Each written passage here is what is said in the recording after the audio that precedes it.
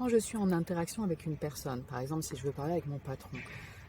si je fais un entraînement en CNV avec focus sur les systèmes, je peux avoir de la clarté sur j'ai envie de m'exprimer avec authenticité à ce patron-là, à quel moment je le fais en tant que personne, en tant que Sophie, avec mon histoire, et à quel moment je le fais en tant que femme, par exemple. Est-ce que c'est un jeu sur ma relation avec lui, et est-ce que j'ai quelque chose à dire en tant que femme? Donc il y a des exercices très concrets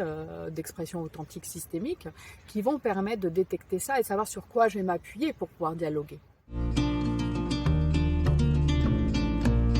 Je peux aussi avoir des moments de dialogue à l'intérieur de moi. Par exemple, quand je dois prendre une décision, est-ce que je pars voyager pour mon travail ou bien est-ce que je reste avec mes enfants? Quand je prends cette décision, il s'enclenche un dialogue intérieur avant même que j'en parle à quelqu'un d'autre.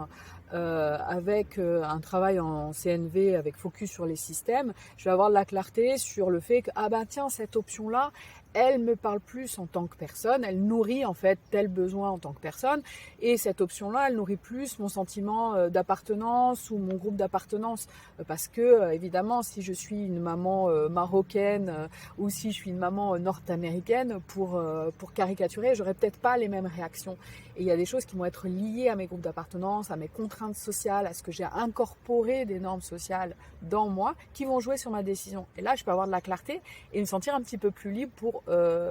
nourrir telle ou telle envie à cet endroit-là.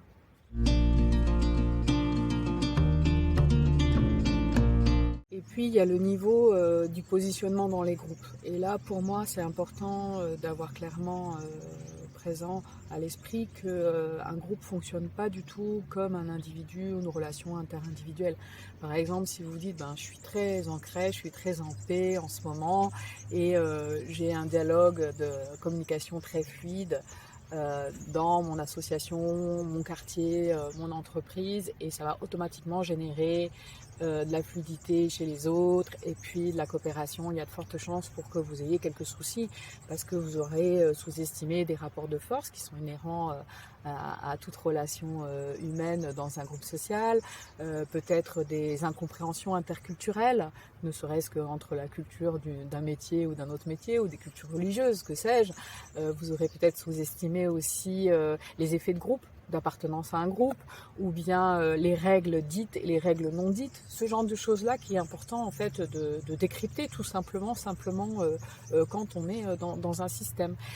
Donc en communication non violente,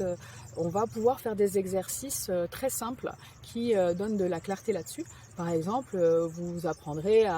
si vous êtes enseignant, à quel moment vous êtes plutôt en pouvoir sur vos élèves et à quel moment vous utilisez votre pouvoir de prof pour,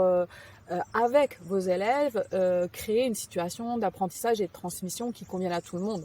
Vous avez un pouvoir sur vos élèves parce que vous avez des savoirs qu'ils n'ont pas, parce que vous êtes un adulte, parce que vous avez un statut, donc vous gardez votre pouvoir, mais vous l'utilisez avec les autres. Et ça fait toute la différence.